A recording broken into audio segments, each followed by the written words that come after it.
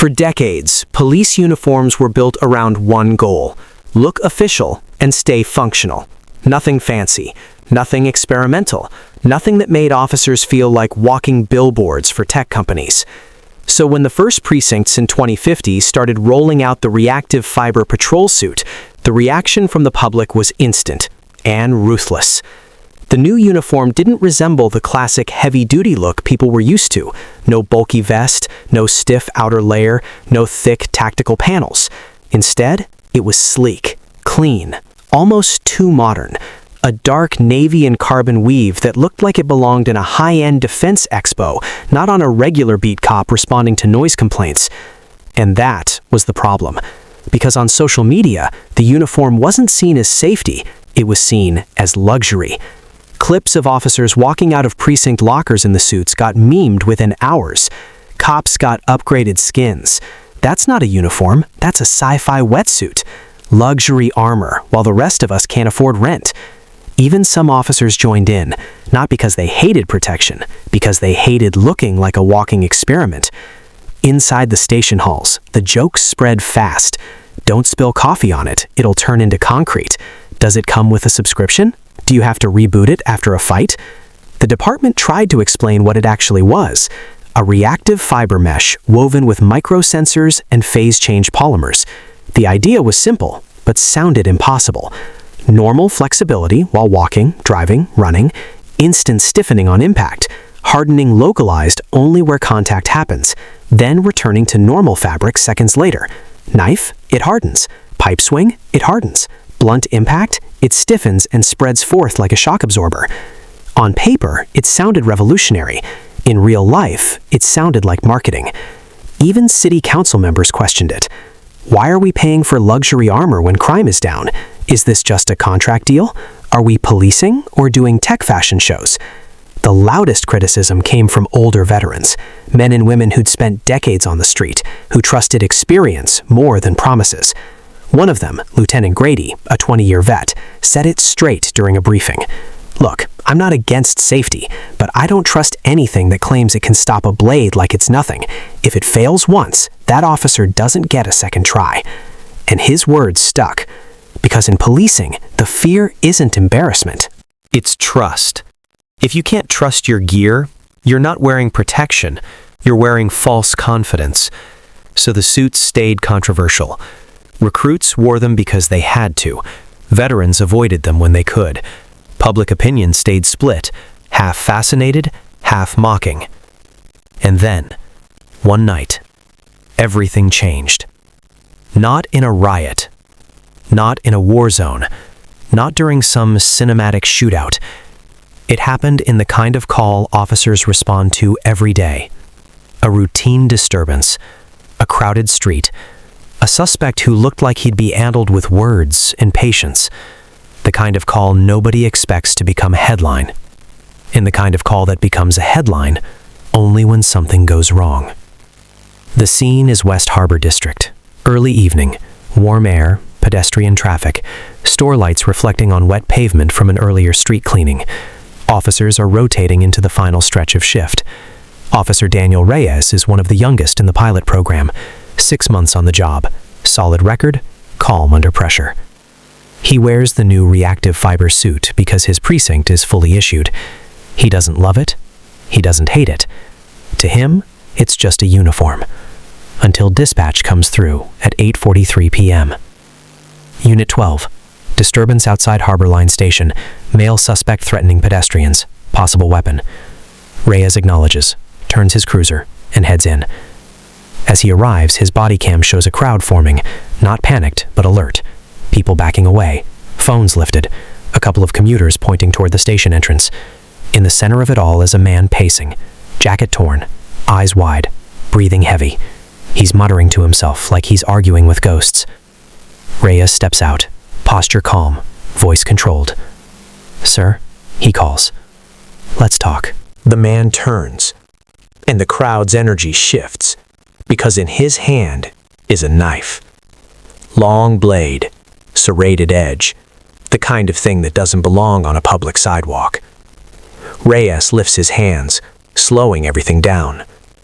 "Put it down," he says, Nobody wants to hurt you. For a second, just a second, it looks like it might work. The suspect's grip loosens slightly. His eyes flicker. Reyes takes one careful step. And then something in the man's face snaps like a switch. His shoulders drop. His stance changes. He doesn't run away. He charges forward, knife up, straight at the officer. And in that instant, the entire country would soon realize the suits weren't a gimmick. They were about to be tested the only way that matters. In real life, on camera, with no second takes. Everything happens faster than the brain wants to process. The suspect closes the distance in seconds. No warning, no hesitation. The knife comes up in a tight, practiced arc, not wild or sloppy, but controlled, close range, lethal intent. Officer Reyes doesn't have time to draw his weapon. He doesn't have time to step back. All he can do is react. The bodycam captures the exact moment the blade makes contact. A sharp forward lunge, a flash and steel, the sound everyone expects to hear next, but doesn't. There is no ripping fabric, no scream, no collapse. Instead, there's a dull, unnatural thud, like metal striking dense rubber. The knife hits Reyes square in the torso, dead center. The suspect's arm recoils slightly, as if the blade bounced. For half a second, nobody moves. Not Reyes, not the suspect, not the crowd watching from a few steps away. Then the suspect looks down at the knife, and crazes, because the blade isn't buried in flesh. It isn't even cutting fabric. The uniform, Reyes's uniform, has visibly changed. The reactive fiber suit around the impact point has darkened and stiffened, the weave tightening into a hardened plate, no bigger than a dinner plate. The material looks almost ceramic, but smoother, like something grown, not manufactured. The knife's tip is pressed against it. Stopped. Completely. The suspect blinks. He pulls back and stabs again, harder this time, fueled by panic and disbelief. The blade strikes the same spot. Thud. Again, nothing gives. The suit absorbs the force, dispersing it outward in faint ripples across the fabric, like energy spreading through water. Reyes staggers backward, not from pain, but from impact. He stays on his feet. That's when training takes over. He pivots, hooks the suspect's arm, and shoves him off balance. The knife clatters to the pavement. Backup officers surge in from the perimeter, tackling the suspect and pinning him down. It's over in seconds. But the moment that just happened, that moment is frozen forever, because dozens of phones were recording. And Reyes, still breathing hard, stands there, looking down at his chest. There's no blood, no tear, not even a scratch. His hand presses against the spot where the blade struck. The fabric is already softening again, returning to its normal flexible state, as if nothing happened. His radio crackles. Unit 12. Status? Reyes swallows. I'm hit, he says, then pauses. But I'm okay. No injuries. Silence follows on the channel, then disbelief. Repeat that. I'm okay, he says again. The suit stopped it. Across the street, a woman lowers her phone, hands shaking. Oh my God, she whispers. He just got stabbed. No, someone else says. He didn't. The suspect, now restrained, stares at Reyes, like he's seen something impossible. That's not real, he mutters. That's not real. But it is. And within minutes, the footage is everywhere. The clip doesn't go viral because it's violent. It goes viral because it isn't. Headlines explode overnight. Officer stabbed, walks away uninjured. New police uniform stops knife on impact. Luxury armor or life-saving tech. Slow-motion replays show the exact instant the blade hits and fails. Experts break down the physics. The reactive fibers detect sudden acceleration and force vectors faster than human nerves can react. The material stiffens only at the impact site, distributing energy across a wider area to prevent penetration and blunt trauma.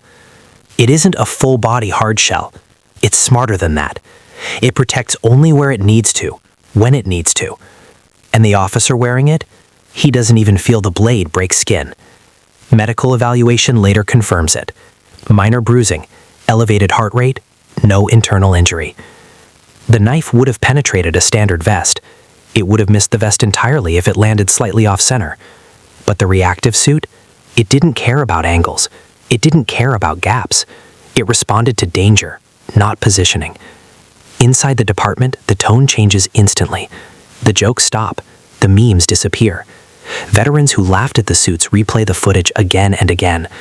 Lieutenant Grady, the same one who warned about trust, watches it silently during a briefing. Finally, he speaks. "That blade would have killed him," he says flatly. No argument follows, because no one can deny it. The uniform didn't make Reyes reckless. It didn't escalate the encounter. It didn't replace training. It simply gave him one thing policing rarely gets: a second chance. And the biggest shift? It isn't just public opinion. It's the officers. Reyes sits alone in the locker room hours later, uniform draped over a bench, staring at the chest panel like it's something alive. Another officer steps in and says quietly, "You realize people were laughing at that thing this morning, right?" Reyes nods. "Yeah." "And tonight?" Reyes exhales. "Tonight, I get to go home." That's when the realization fully lands. The suits weren't designed to look impressive. They weren't built for headlines. They were built for moments like this, when a blade moves faster than thought, and survival depends on something reacting before fear can. By morning, the video is unavoidable. It's playing on morning news loops, filling social feeds, breaking out of the usual law enforcement bubble and into mainstream conversation. Commentators pause mid-sentence as the slow-motion replay shows the blade striking Reyes's chest and stopping. No blood, no collapse, no cut, just impact and survival. The same uniforms that were mocked for months are now being analyzed frame by engineers, doctors, and skeptics who had dismissed them as unnecessary upgrades. The backlash doesn't disappear overnight, but it changes shape. Instead of laughter, there's disbelief. Instead of jokes, there are questions. How does fabric stop steel? Would this work on blunt force? What about multiple strikes? Could it fail? Inside the department, the shift is immediate and personal. Officers who had refused the suits quietly request fittings. Those who had worn them reluctantly now adjust them with new respect. Locker room chatter turns serious. One veteran officer says what everyone's thinking. "If that had been me last night, I'd be in surgery, or worse." Training supervisors call emergency briefings. Union reps demand expanded rollout. City council members who once labeled the program cosmetic spending suddenly want briefings, fast. But the most powerful reaction doesn't come from politicians or experts. It comes from families. Reyes's wife sees the footage after the kids are asleep. She watches it twice, then a third time. Her hands tremble when she realizes how close she came to a phone call that never came. Later, she tells reporters, "I don't care what it costs. I care that my husband came home." That quote runs everywhere, and it changes the tone. Because it reframes the argument in human terms. This wasn't about making officers look intimidating. It wasn't about militarization. It wasn't about optics. It was about survivability. Investigators reconstruct the incident in controlled testing. The same knife, the same force, standard uniform versus reactive fiber. The results are stark. Standard gear fails in under a second. Reactive fiber stops the blade every time. Then they test blunt force. Batons, crowbars, even a concrete block dropped from height. The suit doesn't turn rigid everywhere. It responds only where it's hit. Localized hardening, energy dispersion, immediate relaxation after impact. No lingering stiffness, no mobility loss. Doctors confirm something unexpected. The suit reduces not only penetration, but internal trauma. By spreading force outward, it lowers the risk of broken ribs and organ damage. In other words, it doesn't just stop wounds, it prevents them. Still, critics push back. Civil liberties groups raise concerns about escalation. What happens if officers feel invincible? Will this encourage riskier behavior?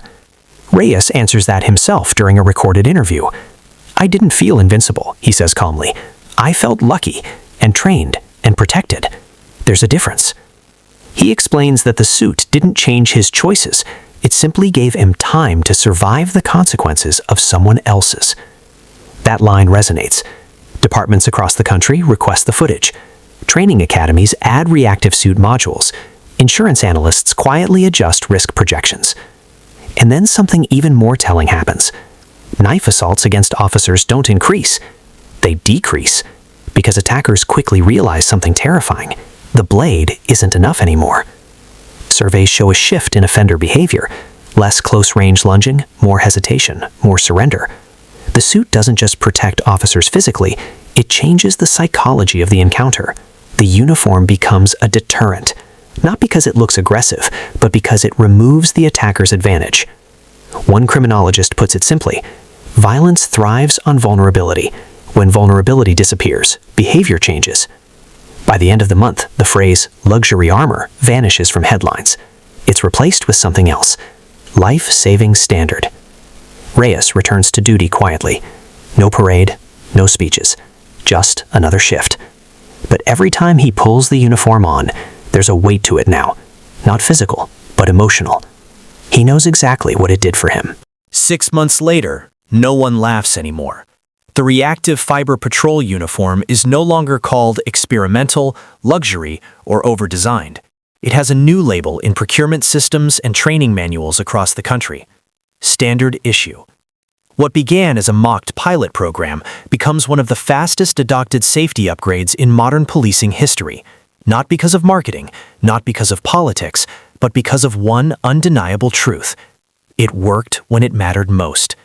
Departments that once rejected the uniforms now scramble to fund them. Grants are rewritten, budgets are reshuffled, older equipment is retired early to make room. Even smaller rural agencies, initially the most vocal critics, petition for scaled-down versions of the suit. The narrative has flipped completely. Instead of asking, why do officers need this, the question becomes, why didn't they have it sooner? Academies rewrite defensive tactics training around the suit's capabilities, not to encourage confrontation, but to extend decision-making windows. Instructors emphasize that the uniform doesn't replace de-escalation, it supports it by removing the split-second panic that comes with vulnerability. When officers feel less afraid of dying from a single mistake, they slow down, they speak more, they wait longer, and the data backs it up. In jurisdictions where the suits are deployed, use of force incidents drop, officer injury rates plummet, medical leave decreases, early retirements slow. One training captain explains it plainly. Fear accelerates bad decisions, protection buys time. But the true legacy of the uniform doesn't live in statistics. It lives in moments that never make the news. An officer shoved into a wall during a domestic call, no cracked ribs. A pipe swung in an alley, no broken collarbone. A surprise tackle on concrete, no spinal injury. Near misses, silent victories, lives unchanged because disaster never arrived. And then, inevitably, the footage leaks. Another body cam, another blade, another officer struck. Different city, different face, same result. Impact, harden, stop. This time, the officer doesn't even fall. The suspect freezes mid-motion, staring at the blade lodged harmlessly against fabric that should have torn. He drops the knife without a word. Later, in interrogation, he says something that spreads across internal briefings nationwide. I thought he'd bleed. Everybody bleeds. That sentence becomes a turning point, because it reveals what the uniform truly does. It doesn't escalate violence. It ends assumptions about it. Criminals had relied on speed, surprise, and fragility. The suit removes fragility from the equation. And when fragility disappears, the entire dynamic shifts. Critics still exist, of course. They always do. But their arguments grow quieter, less confident, more abstract. It's hard to argue theory against footage. Hard to debate philosophy against people walking away alive. Even civil rights observers, once skeptical, acknowledge an unexpected outcome, fewer lethal encounters. Because when officers aren't instantly endangered by blades or blunt force, they're less likely to escalate to firearms. The suit becomes a buffer, not just between knife and skin, but between panic and permanence. Officer Reyes is asked months later if he still thinks about that night. He nods. Every time I put it on. But not with fear, with gratitude. He runs his hand across the uniform surface before every shift, not as superstition, but as acknowledgement. It saved him, and he knows it might save someone else tomorrow. The final irony is impossible to ignore. The same people who mocked the uniforms for looking soft, flashy, or overbuilt were wrong in the most fundamental way. The suits didn't make officers tougher. They made them harder to hurt. There's a difference. Toughness invites damage. Protection prevents it. And in 2050, policing finally embraced a truth long overdue. Bravery doesn't mean bleeding. Courage doesn't require scars. And survival should never be controversial. The narrator closes the story with a line that lingers long after the video ends. They mocked the uniforms because they didn't understand them. They stopped laughing the moment steel failed. And from that night on, the question was never, do we need this? It was, how many lives could it have already saved?